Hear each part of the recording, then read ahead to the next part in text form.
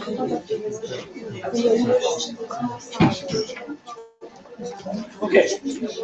welcome everybody. It's my pleasure to introduce you Stephan from North Carolina State University of North Carolina. Sorry, she's a full professor there in mathematics education. I was talking with Didem about you, and she met you when you were a teacher. And she was teaching as a full-time teacher in a school in Florida for how long I don't know, but until 2011. And she has very strong teaching experience. She was a coach of teachers in that district as well. And I have been reading your papers, her papers for a while, and I'm very sorry. happy. And I'm very happy that you could be here with us, and we are very happy to listen to you. And please join me in welcoming Michelle. Thank you. Merhaba? That's the only Turkish word I know. Sorry about that. Thank you very much for having me, and I really thank Didem for hosting me and bringing me over from the United States. You all have a wonderful country, and I've been treated so well here.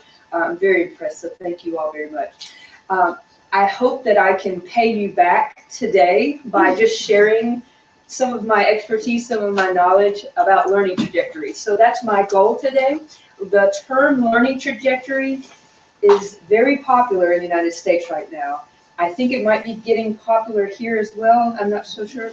Okay, and because the idea of a learning trajectory is popular, what happens is it starts getting lots of different meanings. And so what I wanted to do today is tell you my thoughts on the term learning trajectory, what it means to me, and how it has changed over the last few years. So my background is I got my PhD. So how many PhD students here today?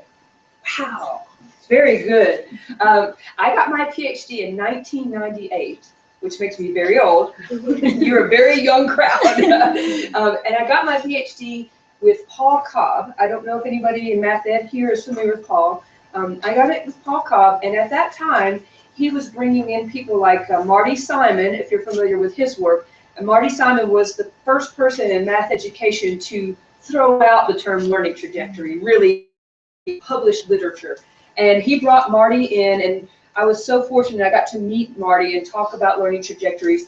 So that was my first, I've come to know learning trajectories from the beginning of the term, with the author, the person. And so I've seen how it's changed over the years, and that's what I like to talk about.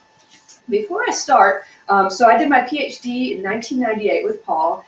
Then I graduated, and I got a teaching position, a professor position, at a place called Purdue University Calumet, which is a small university that's like associated with Purdue. And I don't know if anyone is familiar with Erna Yekel. She published a lot with Paul Cobb, and I worked alongside Erna at my first university job. And we published a lot about social constructivism and the emergent perspective. And I worked there for about 5.5 years and got my tenure and then left. We had to move to Florida in the United States for personal family reasons. And I decided at that time, I had no teaching experience in the K to 12 year school. And I decided I was going to leave the university and teach middle school. And middle school, I believe, is about the same as middle school here, 11, 13-year-olds. And I decided to teach. So I had my own little laboratory of students. My own, I did not have to rely on a teacher, but it was unique because I got to use all the theory I had learned and written about watching great teachers and writing about them. I got to use that for myself in my own classroom. So looking back now, it was a terrific move for me. It was scary because I was leaving the college and teaching, and that was scary. So I did that for 7 years. I taught middle school for 7 years. And now, because of family reasons, I'm back in North Carolina and I'm back in the college world.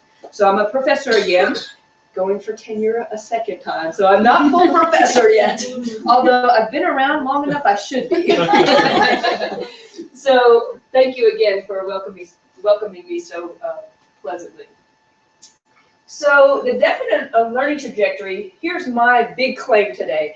The definition of a learning trajectory is informed by your theory of learning. And let me say what I mean by that. So when you look at Marty Simon's work, this is kind of how, if you read that seminal paper in 1995, this is kind of how he talks about a learning trajectory. In the basics here, it's the conceptual path, not the behaviorist path, not the skill path, although skills can be a part of it. It's the mental path that's created by students as they learn a mathematical concept. Any science educators here? Okay, might be some other other disciplines. Substitute science here. Just put science here instead. It would seem the same way. It might work differently in your field, but it's the same idea. Conceptual path that students create as they learn a science concept, a scientific concept. It includes 3 parts mainly. The learning goal, which is what conceptual goal are we striving, or goals are we striving for the students to create mental meaning for. The learning activities, so the problems that you give to students, or the experiments you might have them run. And then what is the thinking and learning in which students might engage. So when you give students a problem, or a lab, or whatever it might be, before you give it to them, you think about what mental constructions might they make as they engage with these learning activities. And those mental constructions, along with the learning activities and the goals, make up your learning trajectory. Trajectory is like a route that they might travel down. And he says very clearly that learning trajectories for him have their basis in constructivism, not behaviorism. Constructivism, models of students' cognitive development. That's what they are.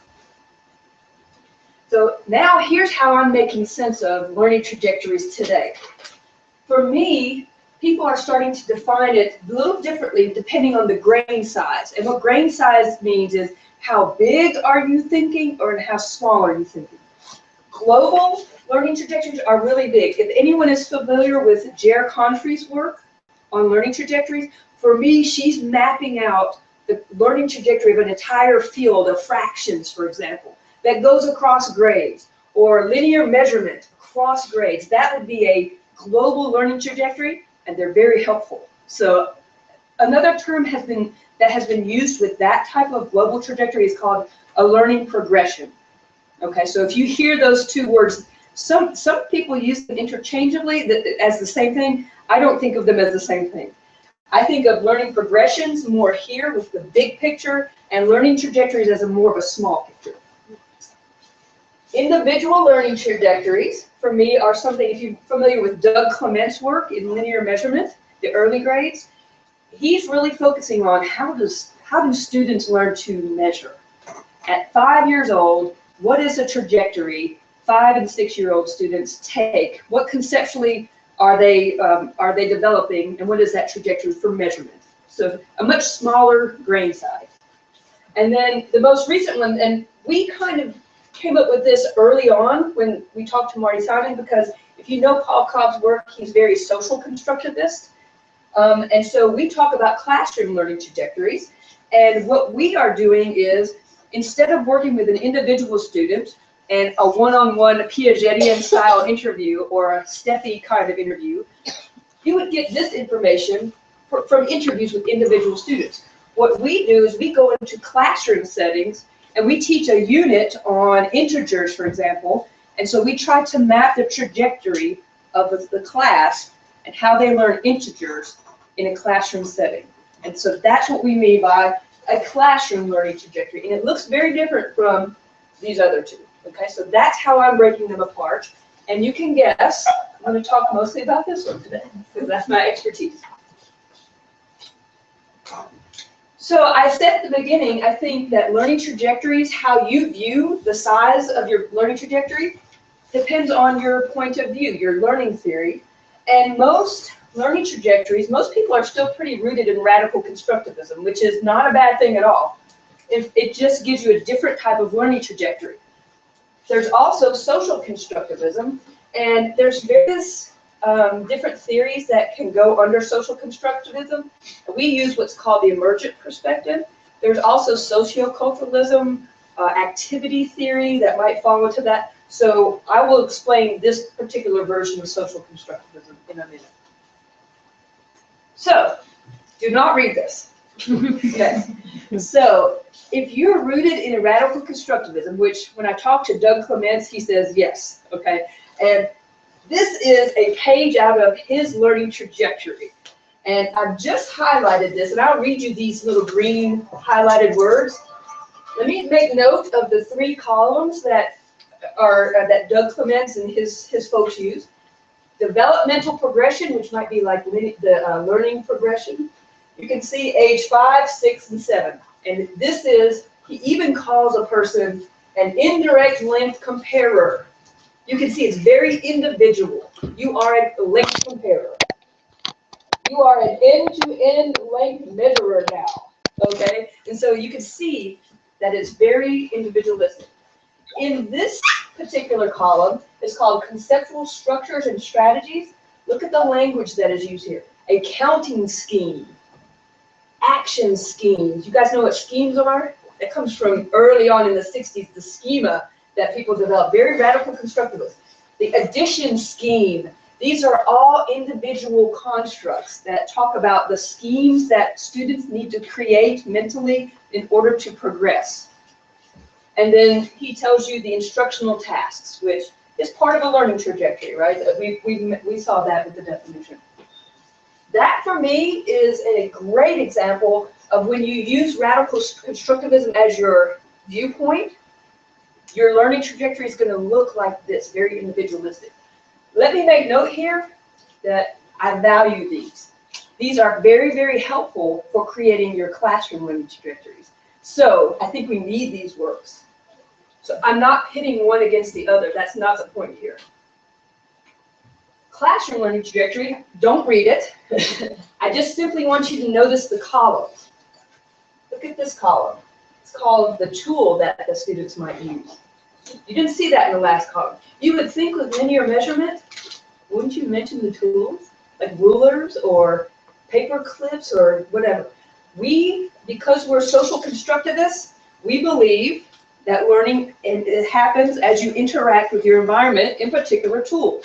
So we would not describe learning if we did not describe the tools and the discussion that's happening as we think. So there's a tool column, an imagery column. Listen to that one, imagery. The mental imagery that students might create as they work with these tools and as they discuss certain mathematical topics and as they have a shared interest or goal in the classroom. So those are 4 very different columns than you saw in the previous one. Why? Because we think it's socially situated, so we think we need to take into consideration all of these parts in addition to the learning goals. We don't call this learning goal because that sounds very radical, constructivist, or individualistic. We say potential mathematical discourse topics. Well, let's say that. Discourse is the main thing. What are the big ideas, the conceptual big ideas that students might talk about in a classroom as they are pacing heel to toe to measure? What might they talk about? How might they talk about their feet? How might they talk about the end of pacing?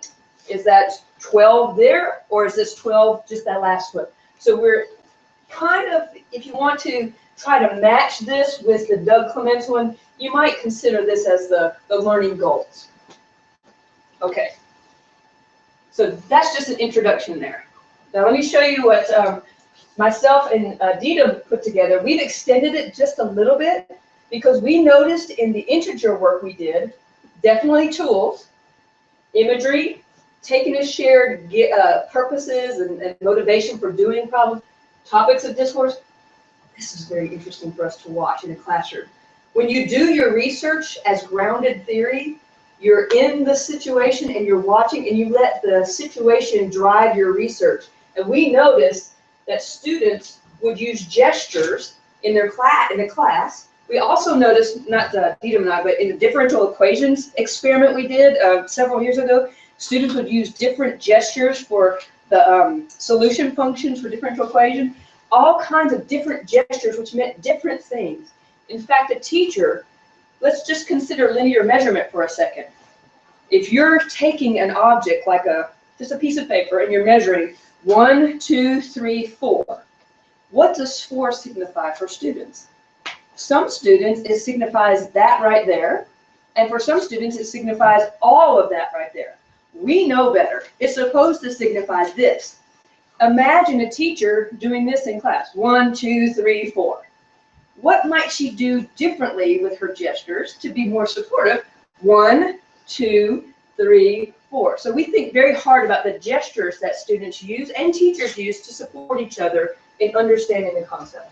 That's why we have added that one. Also metaphors, student-created metaphors, and I'll talk about what payoff is a little bit later. So, I've introduced the classroom learning trajectory, and I want to see how I'm doing on time. So I don't want to go over, I want to leave minutes for talking. If you're a doctoral student who's interested in creating classroom learning trajectories, this is where it might be helpful for you. So what we try to think about is when I first start sitting down, and let's say we want to create a classroom unit on, I don't know, pick a topic. A big topic in Turkey, like middle school. Fractions. Fractions, okay. That's really big. How about addition and subtraction of fractions? Okay, well, I tell you, define the mathematical domain of fraction. You're going to be there all day doing that, or all year doing that. But you might narrow it down. So what does it mean mathematically to understand addition and subtraction of fractions? And you're going to get into part whole reasoning, and et cetera, et cetera. So define that mathematical domain for yourself. I don't know if you have standards or national curriculum in Turkey. Yes, we have. Okay, in the United States we call it standards, but okay, good. Identify, because we are teachers and we are held to standards, you need to look at those and make sure you're not teaching a small little mathematical topic that no one's going to study in middle school. So make sure you identify the relevant standards. Identify an instructional design theory. What do I mean by that? What I mean by that is, we're all used to be teachers, and what did we do when we planned? Well, these days we go on the internet and we find a really cool activity, right? And then we say, oh, that's going to be really fun, and we use it. Well, I think differently about that now. Because we're all teachers, we think we know how to design, but wouldn't it be helpful to have a design theory behind us? Something that tells us, how do we do these tasks? How do we sequence them one after the other to best build students' reasoning? And there are several instructional design theories out there now that you can choose from. The one that I use most frequently, well, I've never used anything but this one. I shouldn't have put RME, Realistic Mathematics Education, from the Dutch in the Netherlands, if you're familiar with that work. This is the one that we use, and what I like about it is it's an instructional theory that's very specific to mathematics.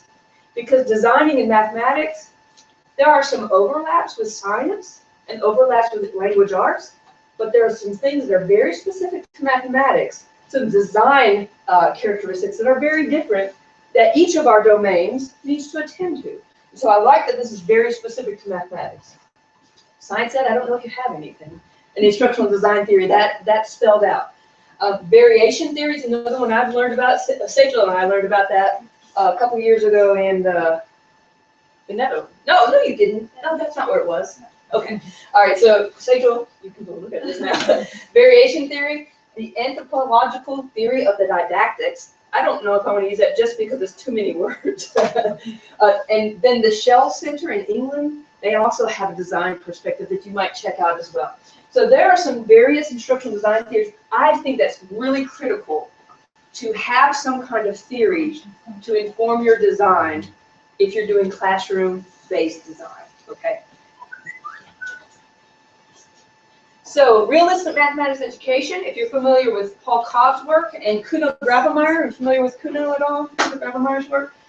Kuno Gravemeyer worked in the Netherlands. I think he's since retired, but you know, we never retire in math education. He's still working, but he's officially retired. And Paul Cobb has moved on to a new area, but that's what I studied when I was with Paul and Kuno Grademeyer. And so basically, the main metaphor of this design theory is that we are trying to guide students' reinvention of mathematics. Because the theory or the idea, the concept of integers and adding and subtracting has a long history in the mathematics field, doesn't it? It took hundreds of years to come to grips with the notion of going under zero. Well, if we try to get students to invent that idea, we don't have hundreds of years to do that. That's why it's called reinvention, because we want them to go through a process that's similar to the invention process, but in a much shorter time. So it's really called guided reinvention because we have some tools available to us, some design tools that can help us speed up that invention process, that reinvention process. It is very consistent with constructivism and emergent perspective because they consider mathematics as a human activity. It's not one where you just sit and passively receive knowledge. It's a very human activity. So that really is the basis of the learning theory of constructivism. And so it's very consistent. And so those two match up really, really well. It's great when your learning theory, that theory that guides how you look at your data and how you think learning happens, it's nice when that matches up with your design and how you design tasks. So I advise you to do that. So realistic mathematics education, some of the main tenets or the main constructs, the main ideas to follow when you're designing, here are the three. You need to start with experientially real context. And I'll say what that means in a moment. Emergent models are very, very important. And then, of course, guided reinvention. And I made a note here that guided reinvention, the inspiration for your instructional activities can come from the history of mathematics or those individual learning trajectories. That's where Doug Clement's work, where he talks about what individual students are capable of and the route that they might take, that is very informative for our classroom trajectory. So let me start with the next one, experientially real context. So for example, one that we used in first grade for measurement, in experientially real context, was Smurfs. You guys are familiar with Smurfs here? I know I saw some candy in the store. I was saying, so I know you at least have them over here. And what we would do is, an experientially real context does not mean it has to be a real life context.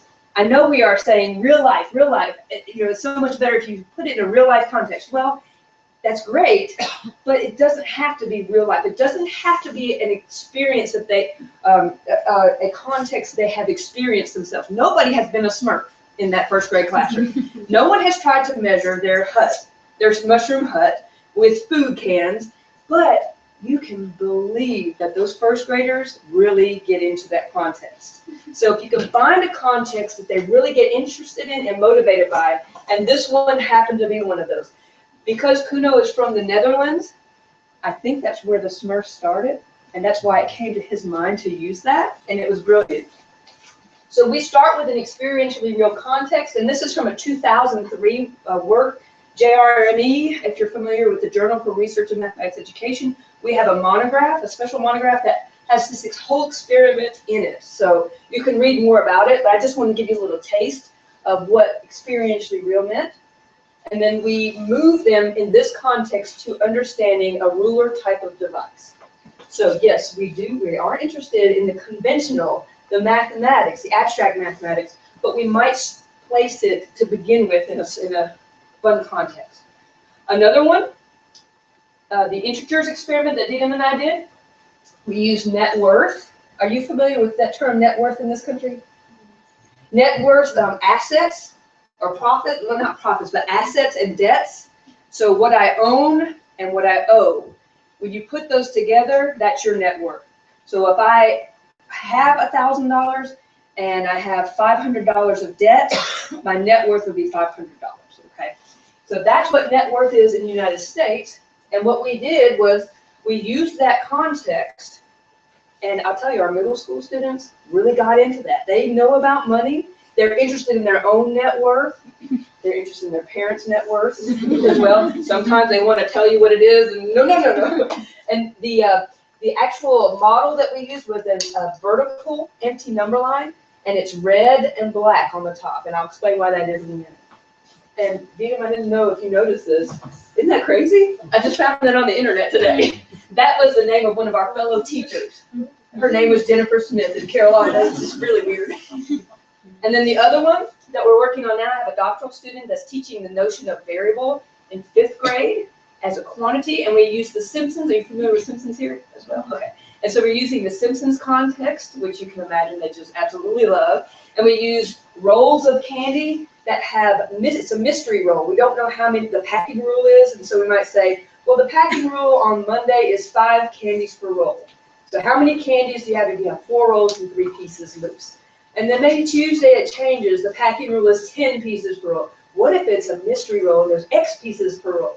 And so that's the kind of context we use to develop students' notion of variable as a quantity, as number of pieces, instead of as just a letter that stands for something. All right, so those are just some fun contexts I thought I would show you.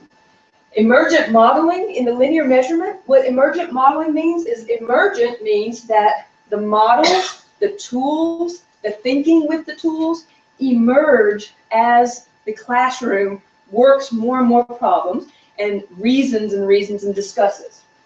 So another way to think about it is we tend to hand students tools and teach them how to use them.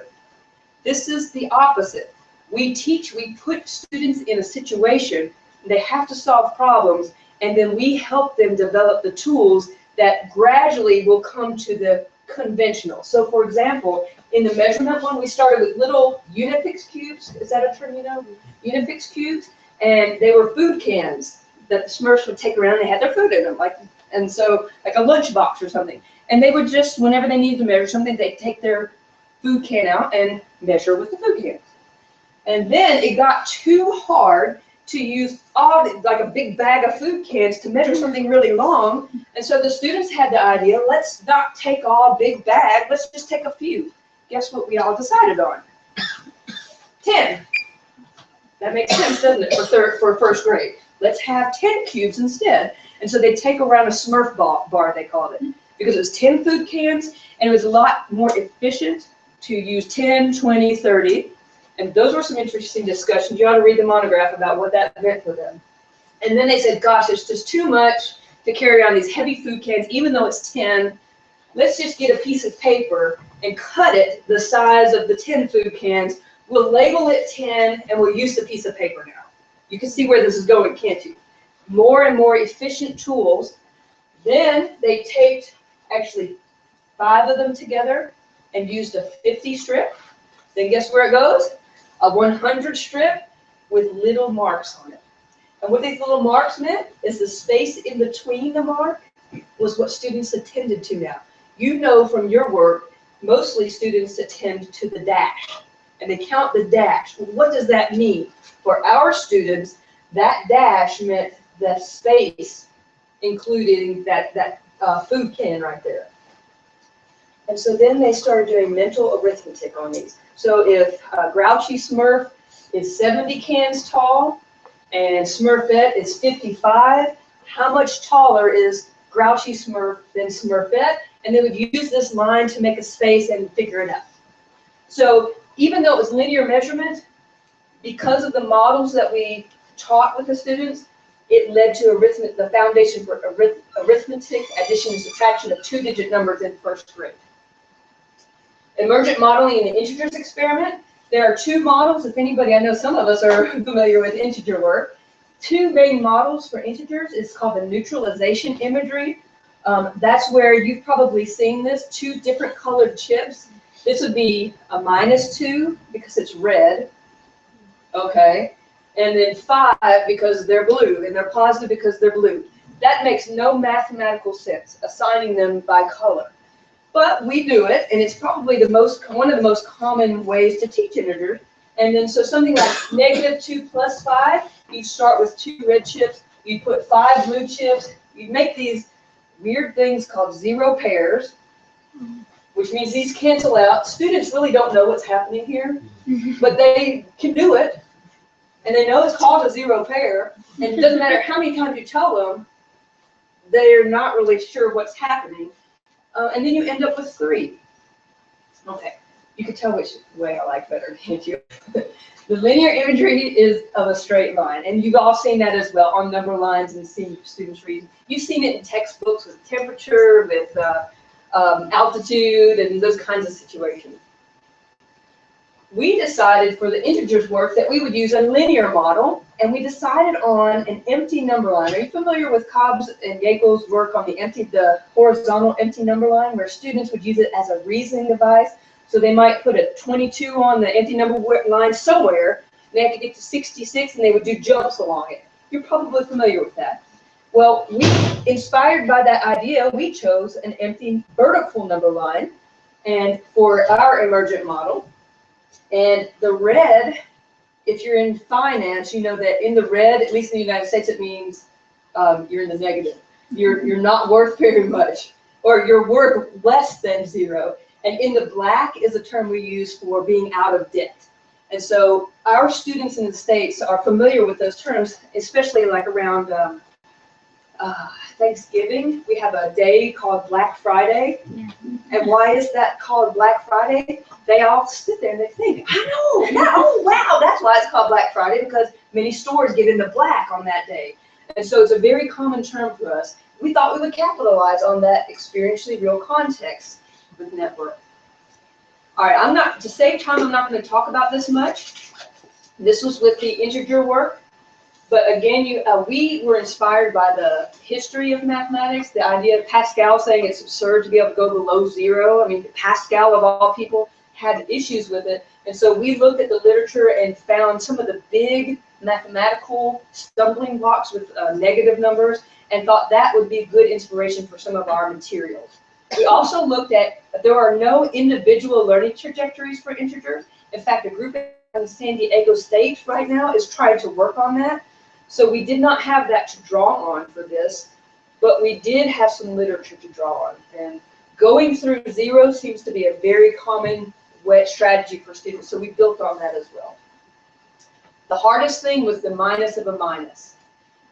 All studies that use these experientially real contexts, like helium balloons going up and down, or temperature, they all get very good statistically significant results for adding and subtracting integers, except for one, taking away a negative. No study that I read has ever gotten statistically significant results for that particular operation, except this one. So we feel very happy about this particular context that we've chosen. I'm going to see how much time I have, because I want to make sure we get the idea of a learning trajectory. I've got 30. I got about 10 more minutes. I'll go. So this is the classroom. So when I was teaching middle school for 7 years, I was fortunate enough to have Didem and her doctoral studies come into my classroom, and we videotaped everything. We videotaped the entire integer experiment, the entire teaching of it. We also pre-interviewed students. And so this is the classroom from the integer work. If you're interested in this, I believe it's a 2013 JRME article on this experiment. So please check that out.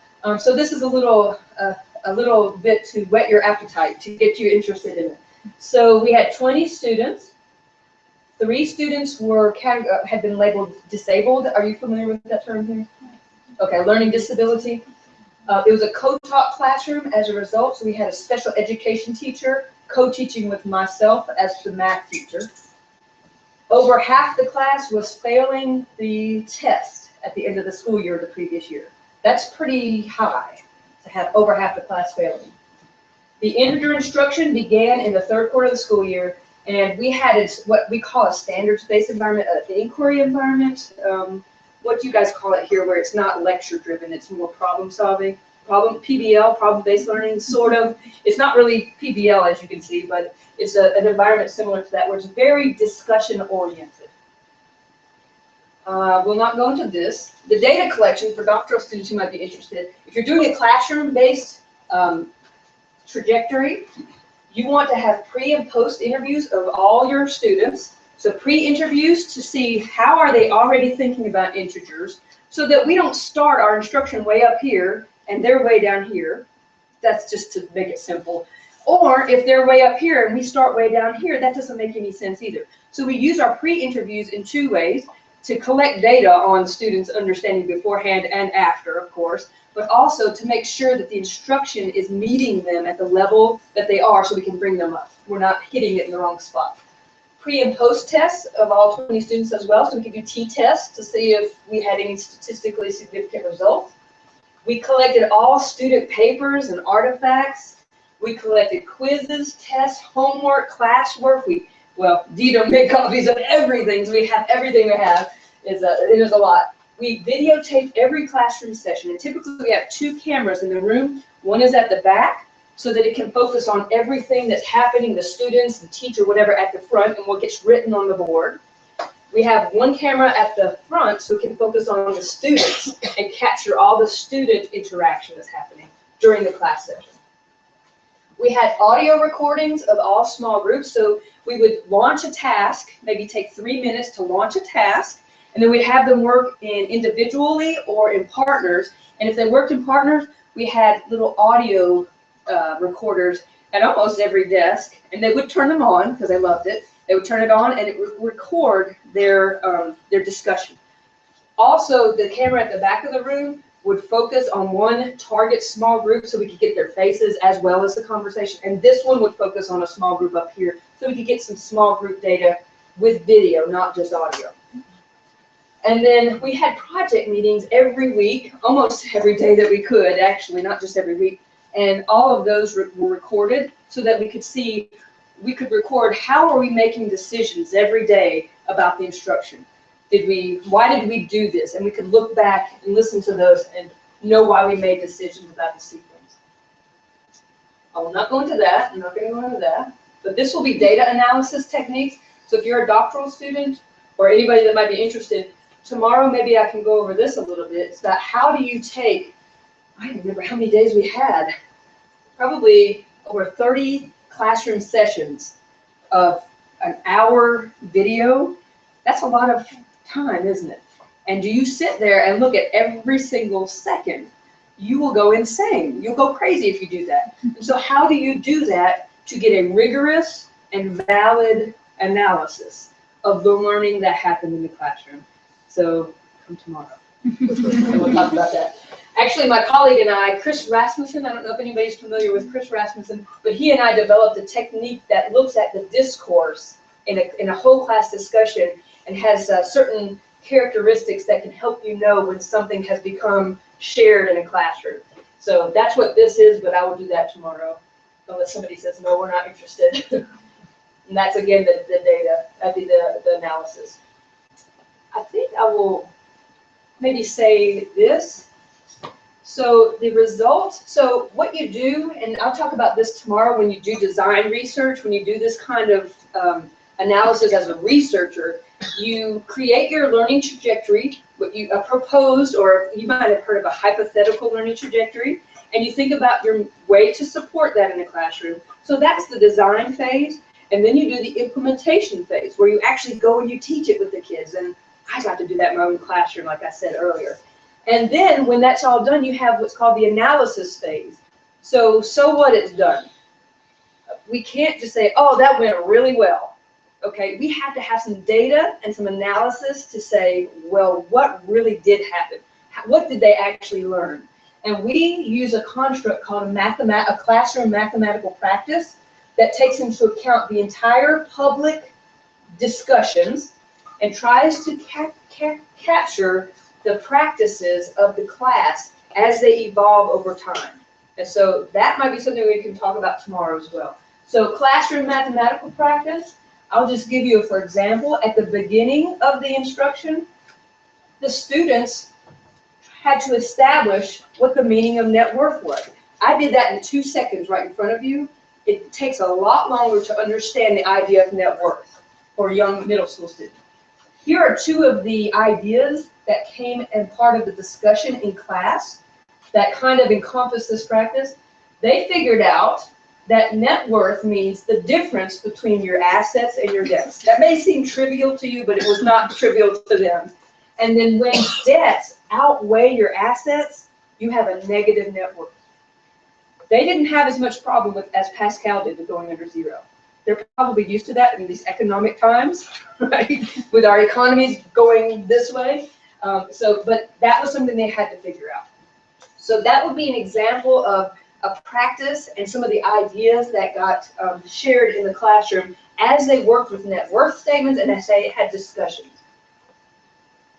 And to save time, I'll just say I don't have time to talk through the instructional sequence, but I asked Dita to make copies of the instructional sequence for people tomorrow, so you can actually flip through the actual problems that we posed. This is one of the first pages, and so I will save that for tomorrow, but it might be fun tomorrow to actually talk through some of the actual problems. Just so you know, talk about experientially real, this net worth statement is a real one. And it came from when I became pregnant with my only child. You know how you freak out and you're like, oh my gosh, in 18 years, he's going to be at Metu or wherever. How am I going to fund that? And so what I did was went to a financial advisor. Are you familiar with financial advisors? Somebody who takes care of your finances and tells you how much you need to save every month in order to fund him for college. I literally went to a financial advisor and he said, before I can talk to you about this, you need to fill out this net worth statement. And so list all my assets, all my debts and stuff. So this is really an actual net worth statement that I had to fill out. And it was really fun for the kids to talk to me. So you guys are laughing. I can't wait to find out what that's about. You sent your kid here to this university, you don't have to pay anything. Even if he's in the United States? University, no, here. I mean, But if he's from the United States, he could. Sure. Sure. We'll talk, because I want to make sure that's true before I send him over here. That is not very hard. You can afford. Excellent. Well, he's coming over here in about another week, so we'll see if he really likes it here. Y'all be really nice to him and tell him how great it is here. That's true. Okay, so I won't go through this, but this is one of the activities where they had to figure out somebody's net worth and who's worth more than the other person and so on. And I'm just gonna fast forward through this to save time. I got some student examples, so we'll go through that tomorrow maybe. And just to sort of summarize the classroom learning trajectory, it describes the mathematical practices that might emerge through discourse. And make sure you understand it's the classroom's practices, not 5 individuals' different practices. It's not that we analyze 5 different students and lump it all together. That's a very hard concept to get. We look at the discussion that's happening in the entire class, all the public discourse, and make conjectures and conclusions about the atmosphere, the main ideas that become shared. And that's tough to do, so that could be a different conversation. So it outlines the imagery and tool use that supports the practices. It suggests student and teacher generated metaphors and gestures, and then describes the taken and shared mathematical ideas that can become topics of discussion as students solve the test. Just as a reminder, these are the broad categories that we think about as we design, and then when we're done and we analyze what happened in the classroom, we might make changes to this.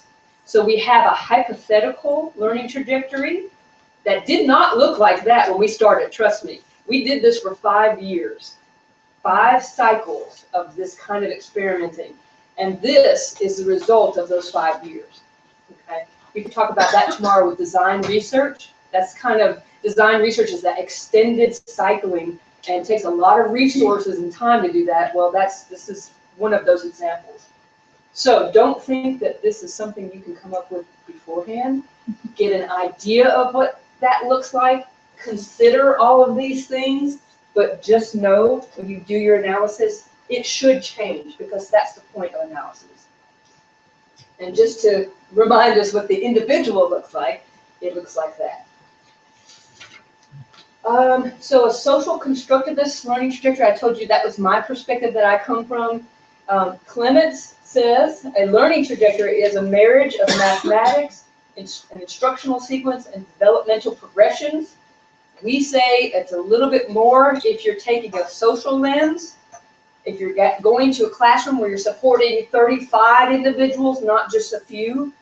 It goes beyond by describing the socially negotiated meanings. what discourse, what meanings get talked about and negotiated in the classroom and become shared. The gestures, the tools and imagery, and the metaphors. Other types of learning trajectories, you don't just have to have classroom learning trajectories. I don't know many people working in this other area. Maybe Marty Simon still is with learning trajectories maybe in science education. That'd be really fascinating to see how a science educator creates a learning trajectory for a classroom of students. ELA, language arts, is that right? I don't know, English, okay. And then, so other disciplines might start using learning trajectories. I haven't read too many other disciplines that are using that term yet, but if you have heard of any, please let me know. And then one that I'm kind of thinking about is a teacher learning trajectory. So when you have a teacher who is teaching in the classroom, very traditionally, like lecture format, how do you shift them towards a more problem-solving environment? Can we try to create a learning trajectory and the means of supporting those teachers to making that shift towards a different type of teaching? I've attempted a piece on that that's in a book chapter, but that's something I'd like to explore even further, is how do you support teacher learning trajectory? And that's it. So I'm going to open this up for questions. I think I finished. How many time in there? 2:18. Well, we got about 12, 13 minutes if we started a little late. Sorry, I think I'm dripping wet. Woo. It's much cooler in the United States. It must have been very clear. Yes, thank you. Actually, it was a kind of experimental design. You have to pay some costs. How much difference you created between tempo space? Yes. I'm happy to report that not only did we had statistically significant effects on taking away a negative. It's the only study I've seen that has that. Because in the net worth context, what I'm hypothesizing is that integer operations are not, the concept of operations is not difficult. In fact, I just asked my 9-year-old the other day in the car, we've been talking about net worth just for fun. And so he's like interested in Michael Jackson's net worth, and so he gets the idea of assets and net. And just for fun, I asked him in the car, 9-year-old, well, what if your net worth is $100 and you take away one of your assets for $50? What's going to happen? He says, oh, you'd only be worth $50. So students that young, and I asked them to take away a negative as well. I said, what if you have $100 and you take away a debt of yours of $50? Oh, is that good, Mom? That's good, isn't it? I said, yeah. And he says, well, you'd be worth $150. The concept is not that hard when you put it in a context that makes sense to students. The symbolizing is hard. I see. Yes, so that dual nature of the negative sign, teaching kids to match or to have the symbols emerge from that very easy, intuitive thinking is really tough. And that we even had a tough time with that as well. Skill, actually. Yes. So I'm in testing and assessment field. So we use learning trajectory Okay. a lot. Probably not in the classroom setting. Yeah, Yes. in a global way. So Yes. I was going to ask you this as well. You have some national assessment programs like NAEP and some others. Do you think that they can help you in understanding how much you did in the classroom? You mean with like integer work? Yeah. You mean the assessment results Yeah, specifically? I'm just talking about the scores of them throughout the Because, years. that's a great question. Because it's so specific to integers, I don't know that those big scale assessments would help us narrow down specifically to integers. But what I will tell you is, it's not national data, but our data from the state, you know how students take an end of the year test in the United States, maybe they do that here as well. It's really bad in the United States. We have a test at the end of the year that tests the entire 7th grade year, for example. It's worse here. It's worse. No, we'll have to talk. Don't ask any American. We'll say it's much worse, but you're probably right. So what we do is we look at their score before they came into me in 7th grade. So their 6th grade end of year score and their 7th grade end of year score, which is with me, the whole year. And what we have seen is remarkable growth in general. So because we teach like this with these kind of sequences all year long, not just with integers, but we created instructional sequences for everything. Well, yeah. We saw, and you know who we saw the most growth with on the assessments? Students with disabilities. Yeah, that's important. It's very important, and it's very encouraging because, and just anecdotally, I told you about my co-teacher, Jennifer Smith, that was on the card. She and I would talk because we co-planned together, and she would tell me stories like one of her students with a disability that's making a 1 on the test. 5 is the highest. They're making a 1 because they have a disability. They come to her and say things like, you know, Miss Smith, nobody has ever asked me how I thought about a problem before this class. And they just thrive. Wouldn't you think that those would be the students that do the best because they have such different ways of thinking that when you allow them to do that and build on that, they just progress so much better. So it's been a very interesting battle I've had with the special education field because they still want to, they say let's blend the inquiry and the direct instruction, but they don't really mean it. They mean use manipulatives and use concrete. They don't mean let the kid think for himself.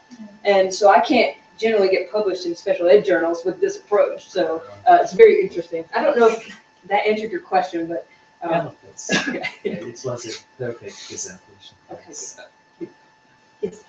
Actually, I wonder, because when you use learning trajectory in the classroom environment, and what kind of output do you see its effects on different kinds of students? For example, how it's affecting low achieving students or middle or high achieving students. Which one is get more benefit using this theory or learning trajectory, or have their reactions also to using this kind of approach? That's a really interesting question. I don't have any data to answer that from a rigorous, valid point of view. I just have stories, which they count for very little. But what I will tell you, in my 7 years experience, I taught the lowest kids, the disabled kids, to the honor students with this approach. Guess who had the hardest time? The honor students. I had same experience. Yes. That's the reason My conjecture was, just having been their teacher, I would get phone calls from their parents saying, why are you doing this? He was successful before. Not all of the honor students for sure, but many of the honors, my gifted students were different. The honor students many times get into those classes because they were good at memorizing and they could spit that back out. I'm not asking them to do that here, and they really struggle. Now, the gifted students who mathematically see the entire domain, that's different. They loved it because they got to create. And I had a student who was a 3 and went to a 5. He was gifted, but it doesn't show that on the test because he was not allowed to show it. But in this environment, he scored the top score. And he was one of those kids in class who was like, I got a theory, I got a conjecture, he just loved it. My other gifted students as well wrote me letters about it. So that's just anecdotally and some suspicions about why, but that would be a really fun study. Now, as the economically disadvantaged, I have done this in a different school setting that was very, very urban and high needs. In fact, we're doing that right now and getting really good results. Yeah, and as measured by the pre and post assessments, yeah, the year-to-year assessments, very good results. Actually, because we have in Turkey, when we have tried like teaching methods like project-based learning or drama, and we experience the same thing. If students are successful, already they know they're successful in terms of their grades. They say, why I'm trying to do things. They get bored. I'm already successful, they feel that. But actually when you go in deep in talking to them, actually they are not that high. That's right. But in terms of grade, they're high, you know? And you've changed the rules on them. I was successful under these rules. I'm not now. That's not fair. They don't like it. Yes. Because, I wouldn't like it either. I would love to study a high needs or high risk class and a not high risk class, because I have a feeling it's doable. It's great in both classes, but it's going to look very different over here and very different over here. Yeah. I think it would be very interesting to see, working with different kinds of students, how they are reacting in Yes. this environment, and or maybe your interactions also will help to learn in this kind of environment.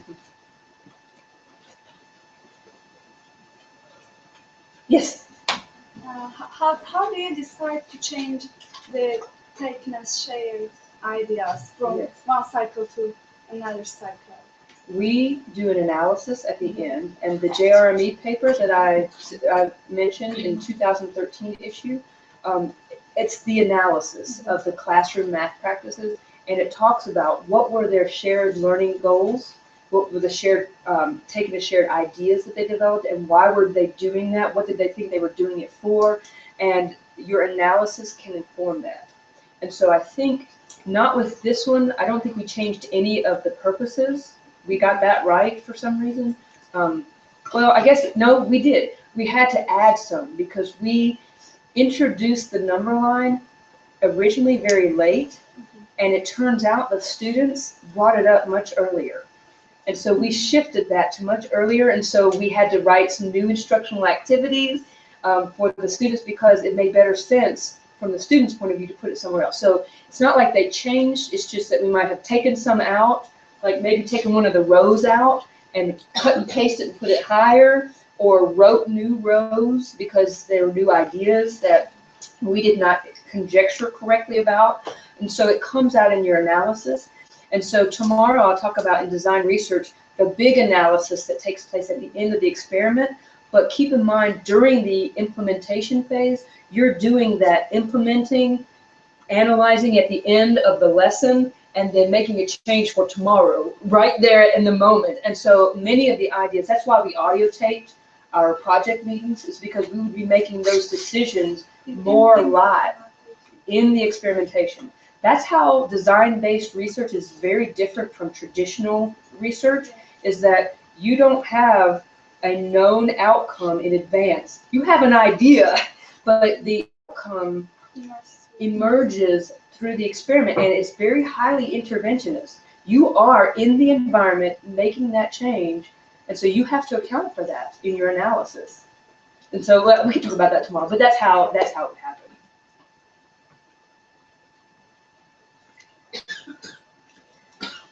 Okay, time for a bath. The coffee did not help my sweat either, did it? It was very good. Well, I hope I'll see you tomorrow. If you're interested in more of the research techniques, that's what we'll talk about, and the instructional sequence itself. We'll just spend some time at integers tomorrow. You know what the questions are? Can I ask one more question? No. Okay. Okay. Can I ask one more? Because maybe I may not be able to come tomorrow. Actually, I wonder because in the beginning of your presentation you say global trajectory, individual trajectory, and classroom trajectory. I just want to would like to get your idea that how it is reasonable to distinguish the learning trajectory in distinct category. Because when I listen to your presentation, the classroom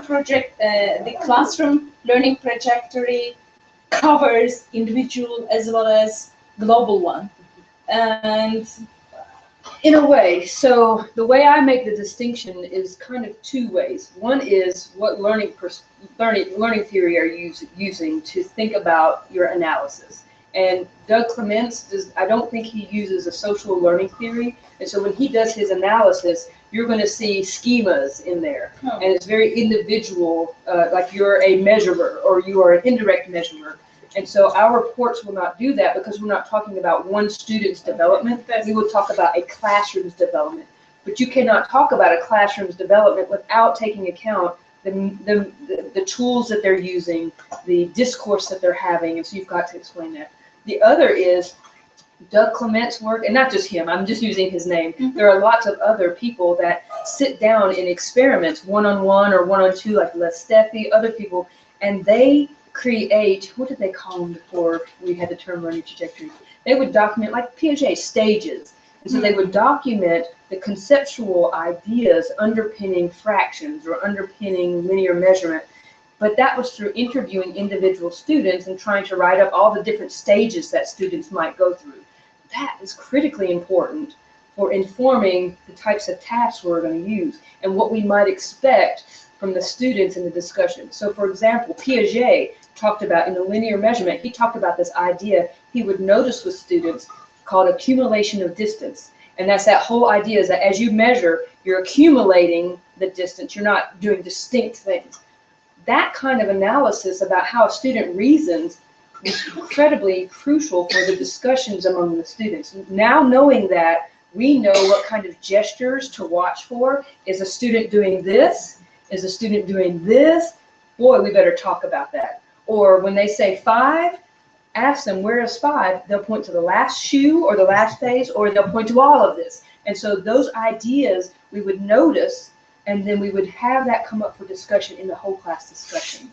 And so I see that as the biggest difference. I don't know if that helps, but. Okay, thank you. Global maybe is a kind of national assessment. Yes, I think so. It's more, it might be more helpful for the assessment people in terms of fractions as the big global domain. That's how assessment people use it. Yes, yes. And it's not a bad thing either. It informs our standards and is very helpful. So I find each one of these very helpful, but it's also helpful for me to distinguish among those three, just to know what I'm talking about when I say learning trajectory and you say it, we know what we're not talking about the same things.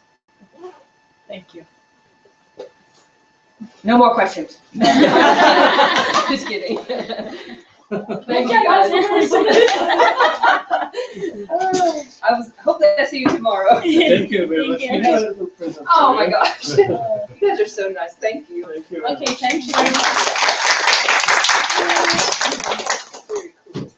It was lovely. Awesome. It was so interesting. Yeah.